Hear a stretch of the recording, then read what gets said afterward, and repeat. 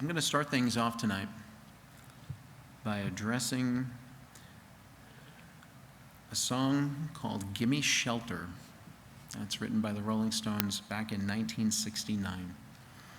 The lyrics are, "A storm is threatening my very life today. If I don't get some shelter, I'm going to fade away. War, children, it's just a shot away. It's just a shot away. Rape, murder, it's just a shot away.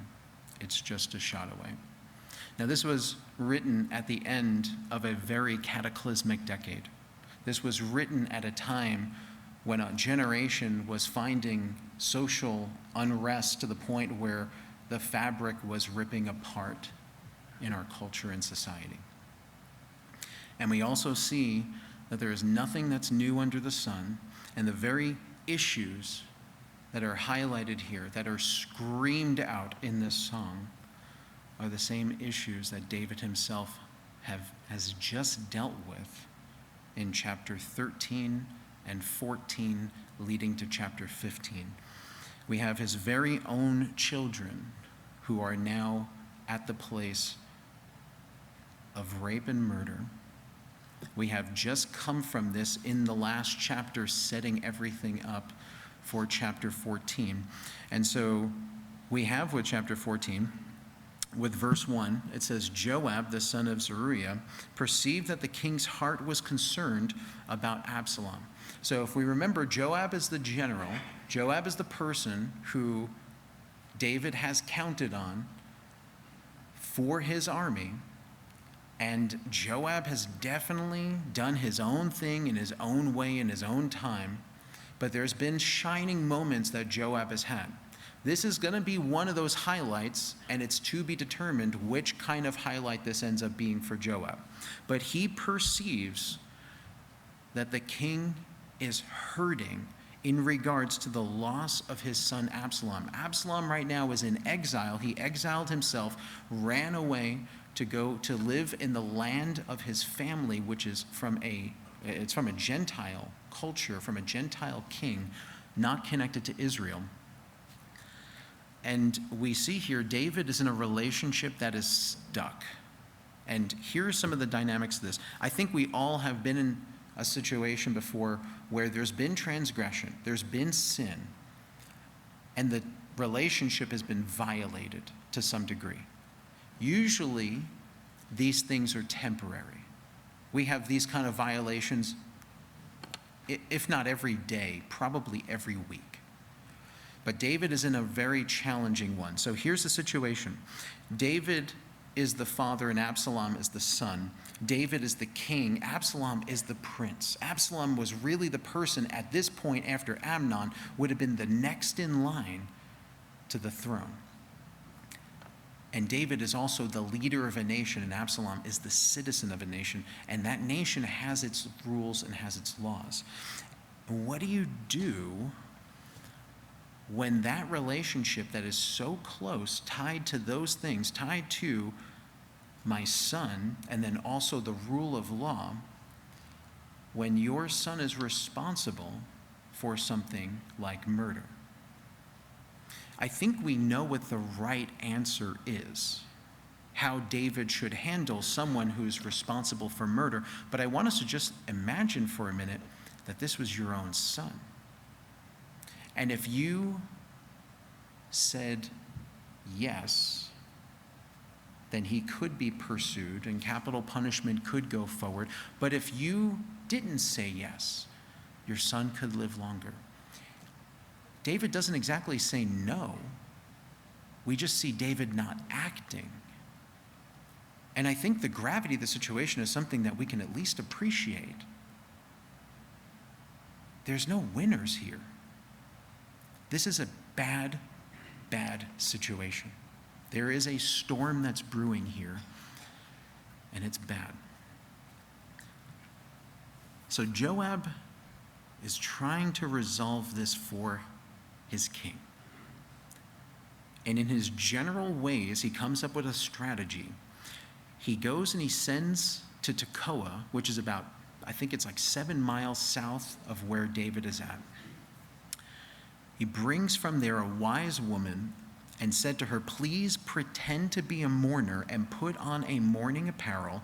Do not anoint yourself with oil, but act like a woman who has been mourning a long time for the dead. Go to the king and speak to him in this manner." So Joab put the words in her mouth. The very first thing I want to contend with and deal with in this really comes down to, is Joab influencing the situation or manipulating the situation? And here's some characteristics, super simplified, of those two ideas, influence and manipulation. One of those has to do with motive. Are my motives for myself or are my motives for others? When it comes to manipulation, the motives are self, and when it comes to influence, the intention of the motives is for others. Transparency. Am I sharing honest intentions, or are my intentions staying hidden for my purposes? In the matter of morality, do we have respect or exploits to the individual? Are we trying to exploit the person or respect and esteem the person? How about tactics? What about how the person is being motivated, or if the person is being coerced into something against their will? And then there's also the relationship. Overall, in the relationship, is this something that is building up the relationship and showing trust, or is this something that is going to show betrayal to the relationship? So if we look at the influence and manipulation in these ways, summarizing them like this: influence is guiding and inspiring people in an ethical and transparent way. I think that's okay. Manipulation, deceiving or exploiting others to achieve personal goals. They're so similar, right? They're both trying to assist others and to move things. But the intention and what we're trying to accomplish are two vastly different poles. So the one who is the influencer is trying to influence and motivate in a positive direction. The person who is the manipulator is trying to have their own gains at someone else's expense. What I see here in this chapter, and this is, I'm going to share my opinion, based on these rules and these metrics, I don't see Joab in this situation trying to have his own agenda. I see him trying to do things on behalf of his king in a situation that is difficult and problematic. There's a lot of opinions that do range in this area. Tonight is not about opinions. I'm just trying to take it all in like everybody else and try to figure out what's going on here. So with verse 4, it says, when the woman of Tekoa spoke to the king. Now let's keep in mind, this woman of Tekoa is chosen by a general, who I have to think that general is worth his salt when it comes to choosing people for a mission and operation. So General Joab is choosing this wise woman who now has the playbook on what we're going to say to the king. She falls on her face to the ground and prostrates herself, saying, "Help, O king." The king said to her, "What troubles you?" And she answered, "Indeed, I am a widow. My husband is dead." So right off the bat, here's my identity. I want you to know before anything else, O king, my husband's not with me. I don't have that protector in my life. I come before you for help. That's how she starts. Your maidservant had 2 sons, and the 2 fought with each other in the field, and there was no one to part them, but the one struck the other and killed him. And now the whole family has risen up against your maidservant, and they said, "Deliver him who struck his brother, that we may execute him for the life of his brother whom he killed, and we will destroy the heir also." So they're crying out for justice. "So they would extinguish my ember that is left, and leave to my husband neither name nor remnant on the earth." And she pleads for mercy. Verse 8 says, "Then the king said to the woman, 'Go to your house, and I will give you orders concerning you.'" Now that's a command from the king. That box right there under go, that is the imperative verb in the Hebrew. The king is telling her to go. Basically, he's saying, interesting situation. I'll let you know what I think. The woman of Tekoa said to the king, "My lord, O king, let the iniquity be on me and my father's house, and the king and his throne be guiltless." So she inserts herself, wanting justice to not be something that deflects off her to the king. She stands in the way of it. She says, "Don't let any of this come on you. I want this on me, O king, not on you." So she inserts herself back into this conversation. The king says, "Whoever says anything to you, bring him to me, and he shall not touch you anymore." So the king is now on the note of mercy. He is speaking to mercy. He is observing her with mercy. And then she says, "Please let the king remember the Lord your God, and do not permit the avenger of blood to destroy any more, lest they destroy my son." Now, this is a wise woman. She has moved the king from indecisiveness onto a path of mercy. And once he goes and moves into that direction of mercy, she moves in and puts him in check. This is a very critical move right here by this wise woman. "Please let the king remember the Lord your God. Do not permit the avenger of blood to destroy any more, lest they destroy my son." What she's essentially saying is, please, O king, let mercy win here, not justice. "As the Lord lives, not one hair on your son shall fall to the ground." And that's checkmate. We have just received a decree from the king in regards to a plea for mercy over justice. That's what she was looking for. Verse 12 says, "Therefore the woman said, 'Please let your maidservant speak one more word to my lord the king.' And if any woman ever says that to you," these are very dangerous words to begin with. "One more word, O king. Say on," he says. The woman said, "Why then have you schemed such a thing against the people of God? For the king speaks this thing as one who is guilty, in that the king does not bring his banished one home again. For we will surely die and become like water spilled on the ground, which cannot be gathered up again." The idea of this right here is, right now things are just such a mess, and we're all going to perish. And when that happens, we can't have reconciliation. We can't gather this spilled water back up again. Yet, God does not take away a life, but he devises means so that his banished ones are not expelled from him. And as I went over this chapter many times, it just hit me, boy, there is a gospel message right there from this wise woman from Tekoa. God does not take away a life, but he devises means, God devises means, so that his banished ones are not expelled from him. Now, therefore, I have come to speak of this thing to my lord the king, because the people have made me afraid.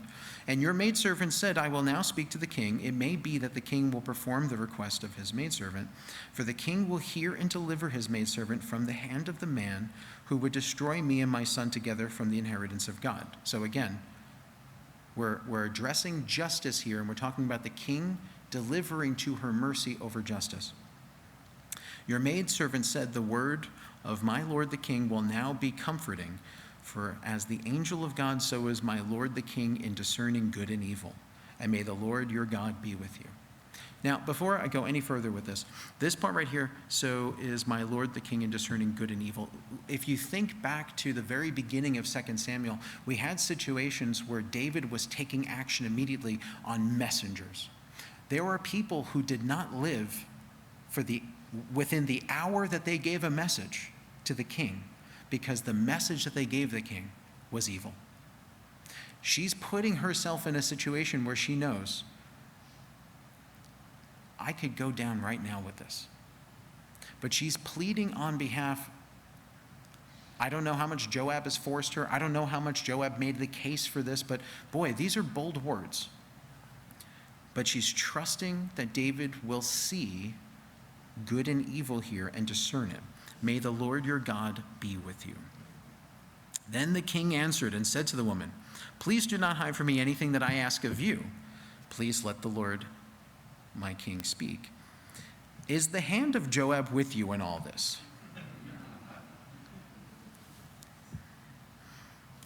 Before we go any further with this, we have to think about how much we do something so that our handiwork can be known when it's not even in the room. When someone can see something, let me give you a little example, okay? I don't know how many people thought this today, but maybe some people walked in here and they went, "Wow, I know what this place looked like after co-op yesterday. And it does not look like, this looks like the kind of church that has seen the steadfastness, the faithfulness of Alex and Julia D. Because this does not look like little children have been running amok in here." Maybe we are people that have certain kind of qualities, characteristics, faithfulness in those areas, that our reputation goes before us. But either way, we've talked about reputation before. This wise woman from Tekoa, this woman who put this brilliant young man, he's not really young anymore. We'll be getting to that later. But a brilliant king into checkmate from his own discernment. This has got to be something by the hands of Joab. And the thing is, he doesn't think this is Absalom. This has got Absalom's name written all over it. Nor Maacah, who is Absalom's mother. Sometimes the moms be getting involved. Like even with Jesus, you see Mary getting involved with things. But we don't have that here. And another thing is we also don't have Nathan involved here. And this is something that I really struggled with a lot in the beginning of this. And I talked to different people about it, and talked to Pastor Ken, and talked to my friend up in Wichita, and he helped me out, and he said, it's the wrong question. The kind of question we're asking about whether or not this woman was delivering this message as opposed to Nathan, and was her message as inspired or divine as Nathan's was, it's not exactly the right question. But we'll get to more of that later. The woman answered and said, "As you live, my lord the king, no one can turn to the right hand or to the left from anything that my lord the king has spoken. For your servant Joab commanded me, and he put all these words in the mouth of your servant to bring about this change of affairs. Your servant Joab has done this thing. But my lord is wise, according to the wisdom of the angel of God, to know everything that is in the earth." The king said to Joab, "All right, I have granted this thing. Go therefore, bring back the young man, Absalom." Then Joab fell to the ground on his face and bowed himself and thanked the king. And Joab said, "Today your servant knows that I have found favor in your sight, my lord, O king, in that the king has fulfilled the request of his servant." So Joab arose and went to Geshur and brought Absalom to Jerusalem. Now, because of the response that we see here, and because of some of the things that will happen in the near future, for those of you who can't help but binge this season of 2 Samuel and just read ahead, my opinion is Joab seems to sincerely be looking out for his king on this. He really, in my opinion, that's my read of it. My read is he's putting his neck on the line. This woman is really stepping into a very dangerous kind of scenario to call the king out. I mean, we really only have that from one other person. And she does not wear the same shoes as Nathan. But the motivation for the well-being of the king. Joab's motivation is not a coup against David with Absalom. He has nothing to do with that. His only motivation is his king's heart in regards to his son and what he has torn over in this situation. The king said, "Let him return to his own house, but do not let him see my face." So Absalom returned to his own house, but did not see the king's face. Now, what's our read on this one right here? It seems to me, again, David is stuck. Okay, go get Absalom and bring him back to Jerusalem. But not to me. I don't want to see him. Why doesn't he want to see his son? I mean, his son has put him in a bad situation. He's killed his firstborn son. And there are rules against such things. And he's responsible for those rules. If any king wrote out the law and knew the law, like the law prescribed for the kings to do, I would have to think that David was among those kings. He knew what the law was. But now he doesn't know how to handle it. Something I want to mention, in the Servanthood 101, actually technically 103, on the third one, where we were sharing testimonies, we were sharing, it seemed pretty similar. All of our testimonies had to do with stretching in faith. They were all synonymous with that. For me, that magic moment was realizing that those struggles, those hardships, those things that were kept on coming against me, they weren't things that were bigger problems, that were cosmic messages from the Lord saying, I'm not in this. What they were beautiful things to test my faith. And something I forgot to mention in that servanthood thing is that once I realized and recognized and made that connection and it all clicked, every setback I had then brought a smile to my face and a praise to the Lord and dug in with stubbornness for the things that the Lord called me to. So I would get another message that would say, hey, this fell through, or this isn't going to work out. And I go, no problem. I'm looking at different metrics now. That's not the thing that's going to sink the ship anymore. That's the type of thing that lets me know that we're sailing right and we just need to be faithful to the end. I want you guys to consider something. And this is, man, while we were in worship always wrecks me on Wednesday night.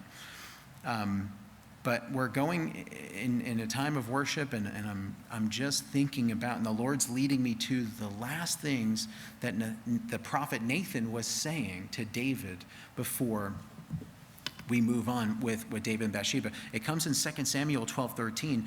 David said to Nathan, I have sinned against the Lord. And Nathan said to David, the Lord also has put away your sin. You shall not die. There were a number of things that Nathan said were going to come against you as a result of this. However, as far as that sin is that separated you and the Lord, he's put that away from you. It's not going to separate you and him anymore. You're not going to die. And I'm tying that into this because we know that hardships are going to come. We don't see David's greatest faith, in my opinion, in the latter years that we're going to be covering on this dark side of the moon I was talking about with 2 Samuel. These aren't the years where we go, man, kid is just out there slaying giants. And I think David maybe has resolved some measure of defeat and is just willing to allow the Lord to bring upon certain judgments from that sin. So we have the problem with his children, and that's not through yet. It is not through.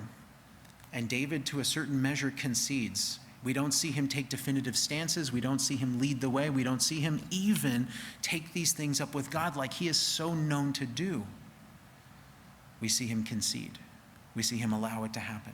What I am proposing, what I'm saying is, imagine if instead David had a setback and he was taking it up with the Lord going, okay, I know exactly what this is because I spoke to the prophet who told me these things were going to happen. I'm going to keep coming to you, Lord. I'm going to keep bringing these things to you. I'm going to keep praising you. Lord, keep my focus where it needs to be. And that's not what I'm seeing happen. David is afflicted with humanity and its weaknesses and its frailty and everything else. David is just a man. So we see David maybe become bitter. Okay, let him in, but the forgiveness is not there, and he's not allowed to see me. And here's the thing about this. We were talking about fathers a long time ago, probably around Father's Day or something like that, and thinking about good biblical fathers. And it was like, well, there's David. Well, hey, pull it back. Not so fast. And here's what I just want to contrast this with, because this was such a beautiful thing in that 6 weeks that we had that I wasn't doing 2 Samuel, but I was still marinating in it, and I was still contemplating it. Something that the Lord showed me in contrast to this right here: let him return to his own house, but do not let him see my face. And he arose and came to his father, but when he was still a great way off, his father saw him and had compassion, and ran and fell on his neck and kissed him, and said, bring out the best robe and put it on him, and put a ring on his hand and sandals on his feet, and bring the fatted calf here and kill it, and let us eat and be merry, for this my son was dead and is alive again. He was lost and is found. That's the heart of the Father. What we see with David is we see humanity not in its best light. When we compare it to the standard really does shine. It gets over the sin of pride. And if we're looking at the situation and saying, okay, well, what exactly is going on here? We have the lust of the flesh, the lust of the eyes, and the pride of life. I'm going to say that David got stuck in his pride. He got stuck in a place where he wasn't able to move anymore, and he grieved over it. The very first verse tells us that this is bothering him. The Lord desires reconciliation.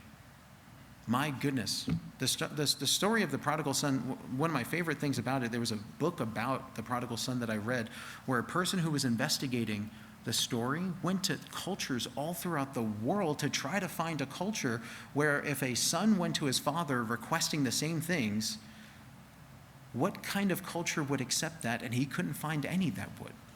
Hey, Dad, can I get all your stuff that you would give me when you're going to die, because I'm just about done with you and I want to go right now and enjoy that stuff, not you. And he gives it to him. And that's just crazy. And then the way that he responds to that is really a rescue mission for a son that was lost. David's not there yet. He's not in this place right now. Now we cue up the I don't know what else to call this, but this is like, I just imagine like Absalom's like theme song kicking in here, because we are really going to, like the word all of a sudden like really shifts over to how amazing Absalom is. And I think it's important for what's going to play out later. Now in all Israel, there was no one who was praised as much as Absalom for his good looks. Like, this is stupid good looks right here. From the sole of his feet to the crown of his head, there was no blemish in him. Come on. No blemish. There's no ingrown toenail. There's no blemish. Think about how serious the Bible gets about something that is offered without blemish. I mean, Absalom really is depicted here in this language. This is just funny too. When he cut the hair of his head at the end of every year, he cut it because it was heavy on him. When he cut it, he weighed the hair of his head at 200 shekels, according to the king's standard. Like, this guy was so full of it. He's like, let's see what the harvest brought in this year. Look, I even checked in. I was like, is there anyone that the Bible speaks of more about hair? Turns out Samson, he has a different place, but not in regards to just beauty and the lusciousness of locks and everything. It's with Samson, at least, it's this sacred, holy thing. So he's really gorgeous. To Absalom were born 3 sons, 1 daughter whose name was Tamar. And I love that, because Absalom names his own daughter after his dear sister that he took up for to defend and fight for her honor. She was a woman of beautiful appearance. And Absalom dwelt 2 full years in Jerusalem, but did not see the king's face. And this is something that just jumped out to me. The things that matter. What matters? Because Absalom is somebody who was praised more than anyone. Good looking is an understatement. Absalom is gorgeous, okay? There's no blemish, head to toe, incredible hair. He's got 3 sons. He has a daughter. I think the daughter has got to be special to him. And the Bible references that she's a beautiful woman. He comes from royalty, he is wealthy, and he lives in luxury. And with all these things, he did not have his family. And that mattered. So all these other areas, I mean, just imagine, like, man, I'm just not having a uppity day. I think I'm going to just go walk down Bethany so everybody can praise how gorgeous I am. Like, any time he could do that. But he wasn't satisfied because there was something deeper, more important that was missing. And this is the relationship that God intends in families between a father and a son. I'm here, but I'm not here. I'm here, but I'm being ignored. Guys, sometimes the enemy wants to use that in our life and lie to us and say, that's exactly how it is with God. You're here, but you're not even here. You're here, but he doesn't want to see you.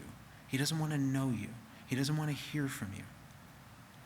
We just covered the Father's heart in regards to the lost. We covered what the Lord acts and how he chases after. We have to be very careful of thoughts getting away from us and drawing conclusions that are not true and not biblical. But here we have Absalom not doing well with all this, and therefore Absalom sends for Joab to send to him to the king. But Joab would not come to him, and he sent again a second time, and he would not come. And now Absalom is feeling pretty ignored. He's got no king, he's got no Joab, and this is going on for years. So it's having its toll and it's having its effect on him. He said to his servants, see, Joab's field is near mine, and he has barley there. Go set it on fire. And this brings up an interesting point. Sometimes there are things that we should fight for. Sometimes there are things worth fighting for. My standard for that are the things that are going to matter in 10,000 years. So kids who are fighting over a toy, that's not it. But if you're fighting over reconciliation, that's a fight that's worth fighting for. I'm not condoning arson. That's not what you're hearing up here. I'm just saying some things are worth fighting for. And the question that I think is going to be relevant to every single person is, what is in your life that is worth fighting for, that the Lord wants you to fight for? I mean, we are called to a good fight of faith, but we also have situations that do call us out into awkward things because it's worth fighting for. Absalom's servants set the field on fire. Then Joab arose and came to Absalom's house and said to him, why have your servants set my field on fire? And I think, like, the highlight right here is Joab arose and came to Absalom's house, right? Like, mission accomplished. It didn't matter if it was barley or watermelon. As long as you're here, that's the only thing I was trying to accomplish. Look, I sent to you, saying, come here so that I may send you to the king to say, why have I come from Geshur? It would be better for me to be there still. Now, therefore, let me see the king's face. But if there is iniquity in me, let him execute me. And I think this is an honorable statement. He's saying, like, listen, if I'm still a wretch, if I'm still a person that needs justice, I'm willing to receive it. I'm willing. But this thing that's in between justice and mercy, I'm done. I can't stay here anymore. And guys, I got to say, that preaches.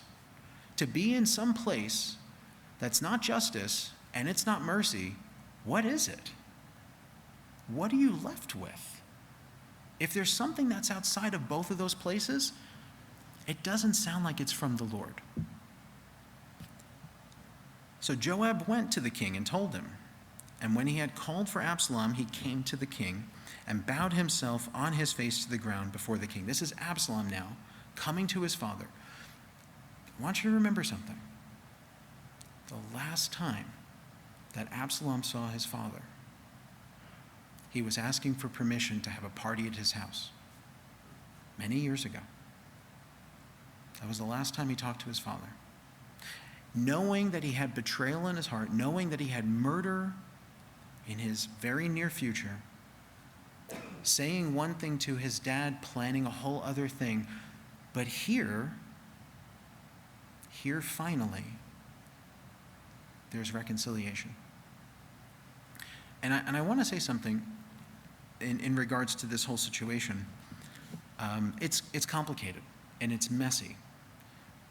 But there is something about reconciliation. I remember when my son was a very, very, very young lad, and he was being disciplined at home, there was that separation until we reconciled.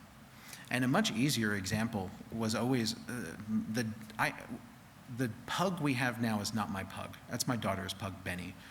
I had a pug years ago. Her name was Lucy. Lucy was so stupid when it came to defecating in the house. Here's what I mean. This is how stupid she was. We would let her out.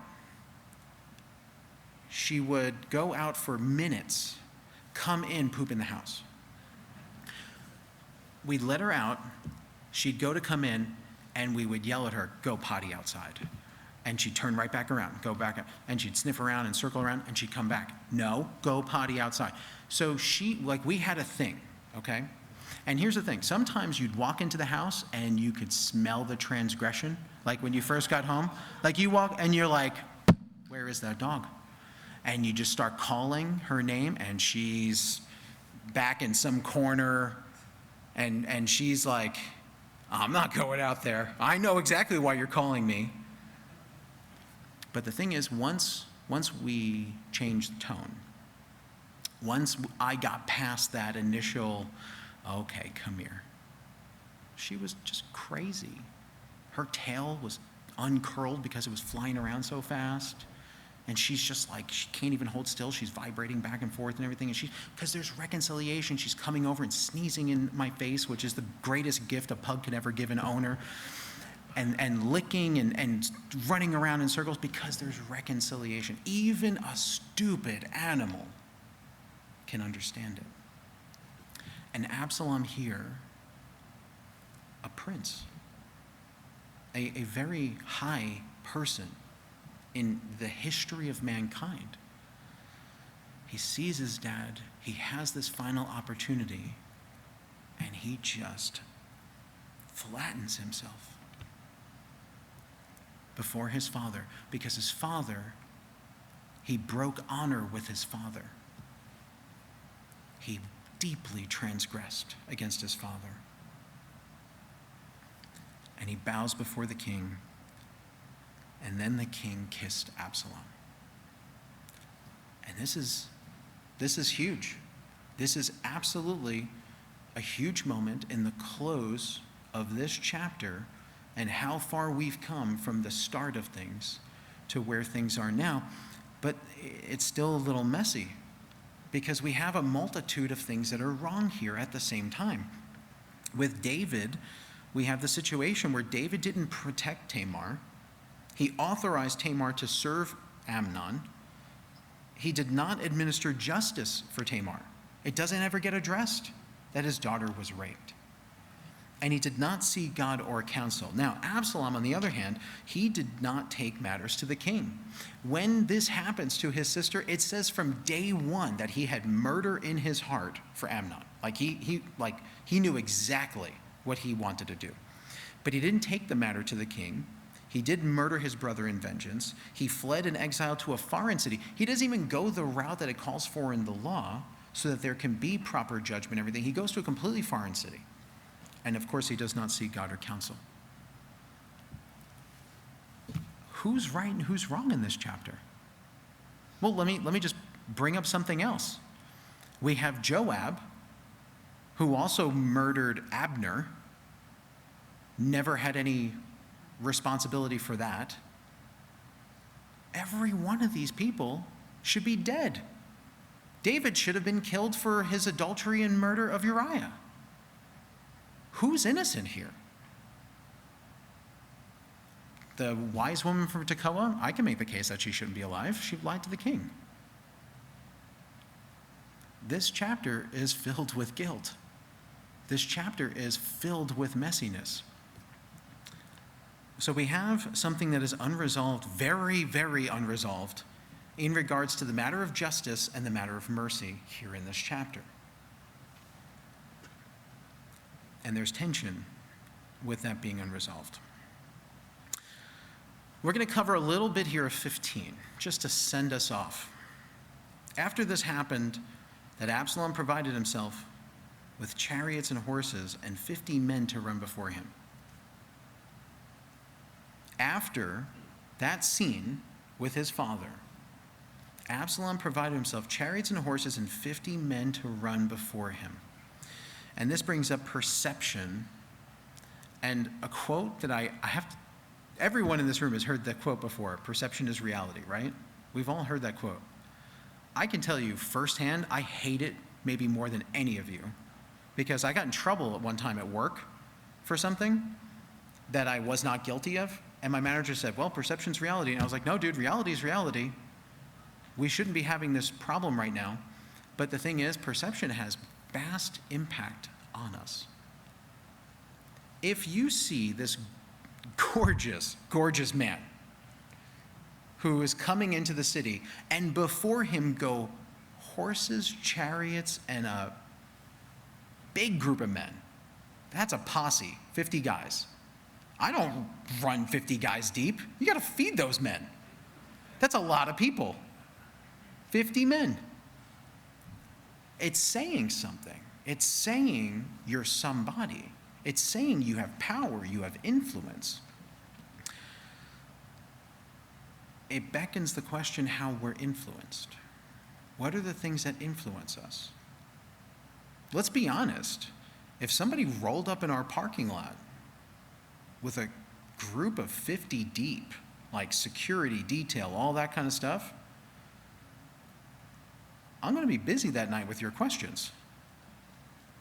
I know that in the book of James chapter 2, it says we're not supposed to have partiality. I don't know why this person's here. I don't know what's going on with this person, but we got to be really careful about perceptions and who is important in this world versus who is important to God. It's not the same thing. But here, this person is starting to set up the case for self-importance right after reconciliation. And I got to tell you guys, man, Absalom just had a great moment with me, and now he's going to go do something that's not going to be great. And before I could go get mad at him, I have to look at the man in the mirror and go, oh yeah, same thing. I couldn't help but remember the tri-perspectival tool where we consider truth and not our circumstances and not our personal truth. That really fixes a lot of things here, but we're gonna move on. Now Absalom would rise early and stand beside the way to the gate. So it was, whenever anyone who had a lawsuit came to the king for a decision, that Absalom would call to him and say, what city are you from? And he would say, your servant is from such and such a tribe of Israel. Then Absalom would say to him, look, your case is good and right, but there is no deputy of the king to hear you. Moreover, Absalom would say, oh, that I were made judge in the land, and everyone who has any suit or cause would come to me, then I would give him justice. Isn't this interesting? I, who've received mercy and not justice, I would give him justice. And so it was, whenever anyone came near to bow to him, that he would put out his hand and take him and kiss him. In this manner, Absalom acted towards all Israel who came to the king for judgment. So Absalom stole the hearts of the men of Israel. Absalom was essentially a populist. And a populist is somebody essentially who comes to power through a connection with people and persuasion of people. So he's trying to meet them where they're at and satisfy them with the general needs of the people of the time. And we have to understand the context that he was working in. So earlier I said David was a young man, and I took that back as quickly as I realized I said it. David's pretty up there now in years. In fact, the whole situation that took place back with Bathsheba, most people think that this was kind of a midlife crisis sort of a thing. He's got many wives, he's got children, they're grown. David's getting older. David's sins diminished his standing. I mean, just think about that. People like change, and Absalom was exciting.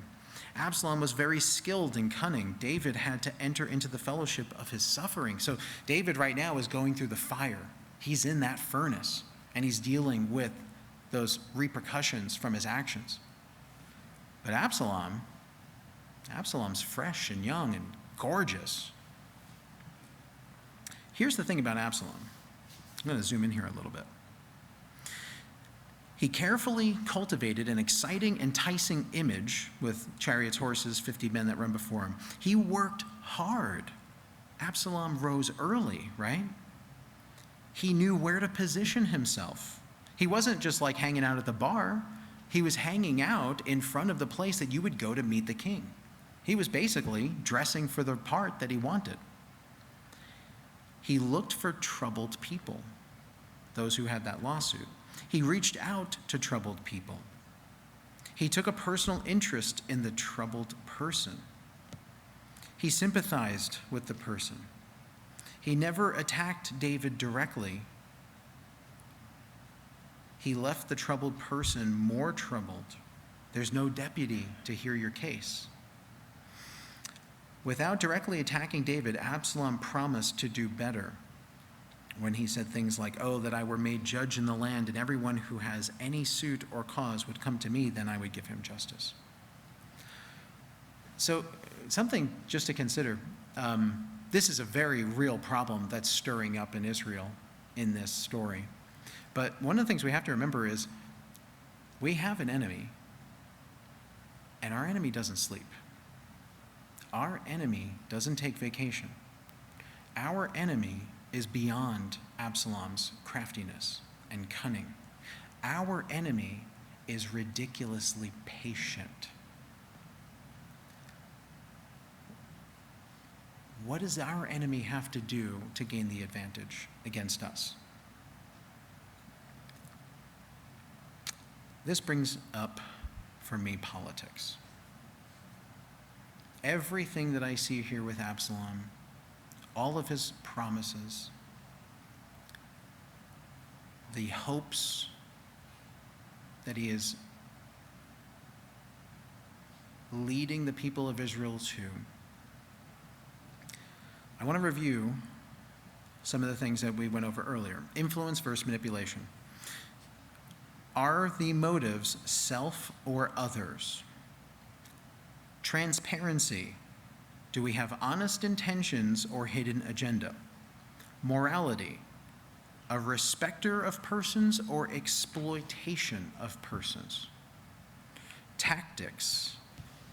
Is the person trying to motivate or coerce through fears and anxieties? Is this person building relationships in trust or betraying the relationships in how they're using people? Is the person guiding and inspiring people in an ethical and transparent way, or deceiving and exploiting others to achieve personal goals? Remember, perception is reality. How are we influenced? What changes our perception?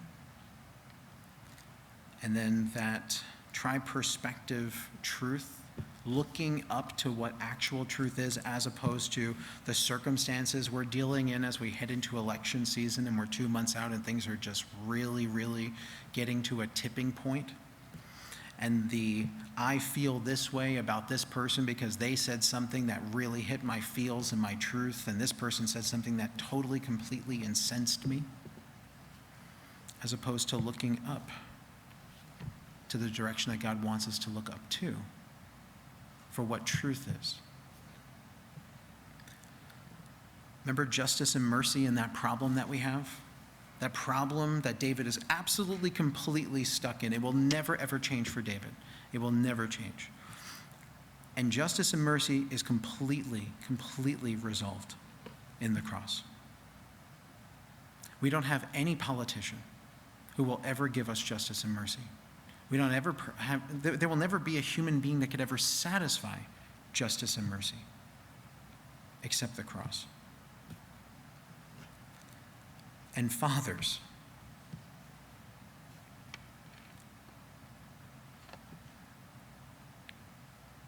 the heart of our Father versus the heart of politicians.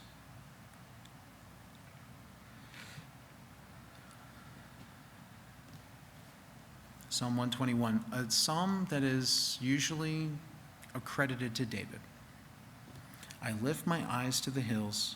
From where does my help come? My help comes from the Lord who made heaven and earth.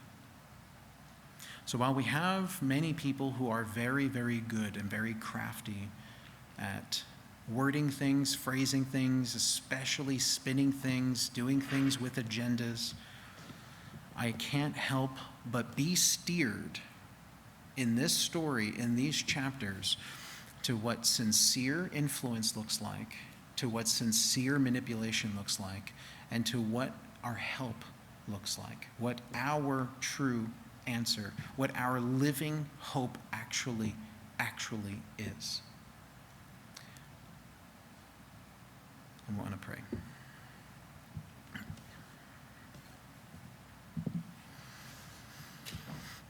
Lord, I just want to ask that you would help us to not have confusion. We are living in a different time. We are living in a completely different dispensation of your grace, of wisdom and truth, of your Holy Spirit. We are ambassadors ourselves. We are a royal priesthood. We know the hope of the world. We know the answers. And so, Lord, I want to pray that in whatever capacity any of those answers are not you or need alignment with you, or whatever it is that might draw our attention away, just like that gorgeous man who's over there with his chariots and people and trying to help and kissing people and drawing them in, and he seems compassionate, he seems to care. Whatever might deceive me, whatever might draw me into something that's not you, Lord, I pray you protect my mind and my heart, and I pray you protect your church. That you would keep us chaste and pure, that you would draw out from us the things that are not holy, that we would establish our house on a firm foundation, that we'd be obedient and build that house on the rock. Lord, in whatever means and ways that we can be fooled by people, I pray that you would give us that truth that we need to hear. I pray that you would separate us from lies, draw us deeper to you. In Jesus' name, amen.